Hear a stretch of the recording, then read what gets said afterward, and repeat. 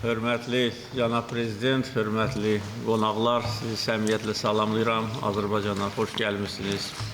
Sizin səfərinizə biz çox böyük əhəmiyyət veririk. Əminəm ki, bu səfərin tarixi əhəmiyyəti olacaq. Biz bugün sizinlə məhdud tərkibdəki görüşdə bir çox məsələləri müzakirə etdik və görürük ki, əməkdaşlığın dərinləşməsi üçün çox gözəl imkanlar var. Həm siyasi, həm iqtisadi, həm bütün başqa sahələrdə əməkdaşlığın dərinləşməsi iki qardaş xalqın marağındadır və ümid edirəm ki, bugün müzakirə olunan və olunacaq məsələlər, verəcəyimiz tapşırıqlar bizim əlaqələrimizi daha da gücləndirəcək. Son aylar ərzində bizim hökumət üzvləri bir-biri ilə sıx təmasda olmuşdular.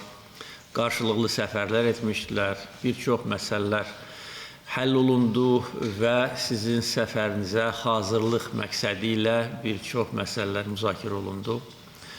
Bugün bir çox önəmli sənədlər imzalanacaq və veriləcək qərarlar iki qardaş xalqı bir-birinə daha yaxın edəcək.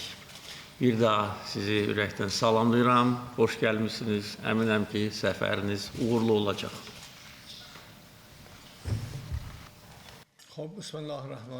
Mərhəmətli və rəhimli Allahın adı ilə mən əziz qardaşım, Azərbaycanın hörmətli prezidentini, burada olan əziz qonaqları və qardaşlarımızı yenidən salamlayıram. Çox şadam ki, Azərbaycandayam və sizin qarşınızdayam. Ümid edirəm ki, bizim burada iştirakımız həmçinin daha əvvəl keçirilən iclaslarda mütəxəssislərimiz tərəfindən hazırlanan razılaşmalar və bundan sonra imzalanacaq sazişlər Azərbaycanla əziz, dost, qardaş və demək olar ki, həm də qohum Azərbaycan xalqı ilə əlaqələrimizdə daha geniş addımlarla irəliləyişin başlanğıcına çevriləcək.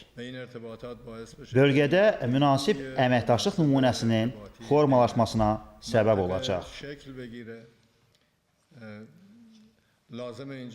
Ali rəhbərin salamını sizə çatdırmağı özümə borc bilirəm. Sizin, Azərbaycanın və əziz Azərbaycan xalqının Qarabağda və Azərbaycanın sahib çıxmalı olduğu digər ərazilər üzərindəki hüququnu tanıyırıq. Biz inanırıq ki, Qarabağ Azərbaycanın ayrılmaz hissəsidir və buna hörmətlə yanaşırıq.